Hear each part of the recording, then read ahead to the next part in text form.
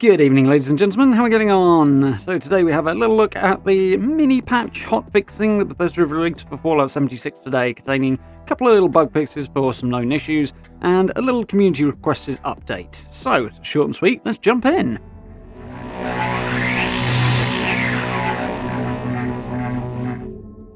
Okay then, so we have Hotfix Notes for September 29th, 2020. Personally, I think it's slightly stretching the definition of a hotfix as they've brought the servers down to apply it, but it's kind of big in some ways for a hotfix, small for a patch, so somewhere in the middle.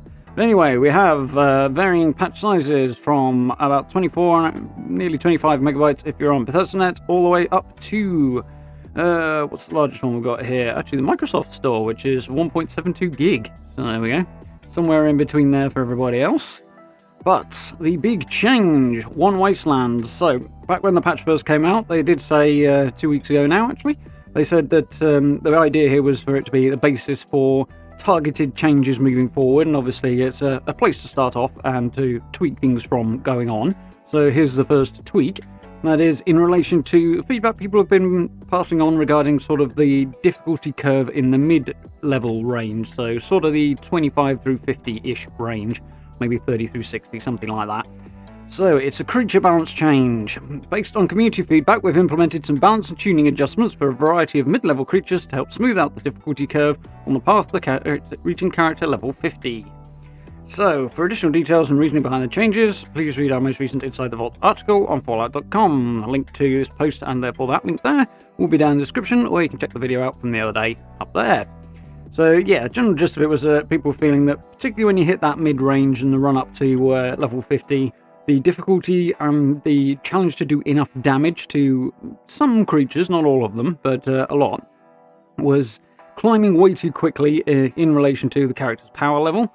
So I can kind of understand that. There's perhaps a few other tweaks Bethesda might need to think about making on down the line in that region as well, having had a little look at some low-level stuff recently. So yeah, it's making it a little bit more smooth is probably not such a bad thing, really.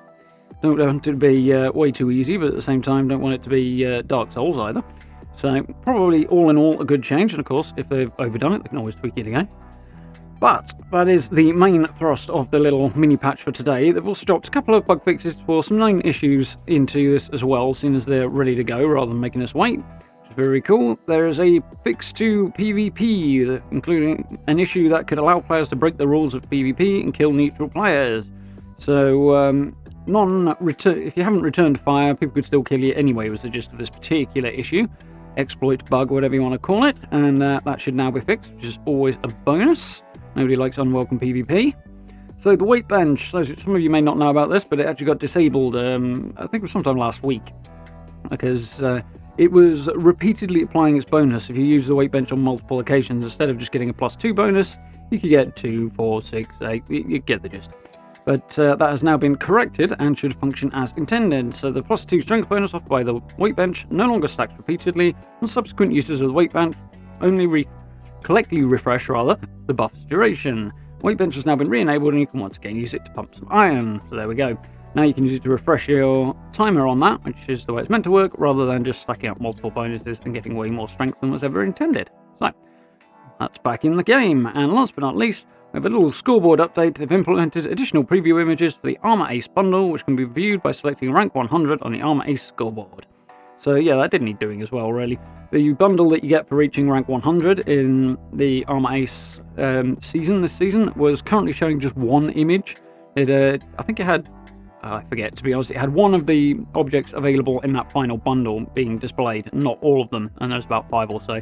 So it should now show them all, I would imagine. So it seems to be the case from this. Either way, nice little change. So, very, very simple, not a huge amount going on. Yeah, I think those who are making their way through to the level 50 mark with new characters and such will hopefully find that the unreasonable ramp that quite a few people reported will now be a lot more reasonable. So that should be cool, and nice to have a few little things fixed as well. Hopefully next month's patch will address a whole load of other issues, because I know I've got a good few things to report. Speaking of, one quick thing I did want to show you for anybody who is wondering on how to report bugs. I thought I'd show you this on the basis of the fact that I had a rough stream on the bug front last night. But there we go. I don't normally do that badly. Head over to Bethesda or Fallout.com, either way, it's the same place. Come right down at the bottom, you see the support thing at the bottom. Sports Center there.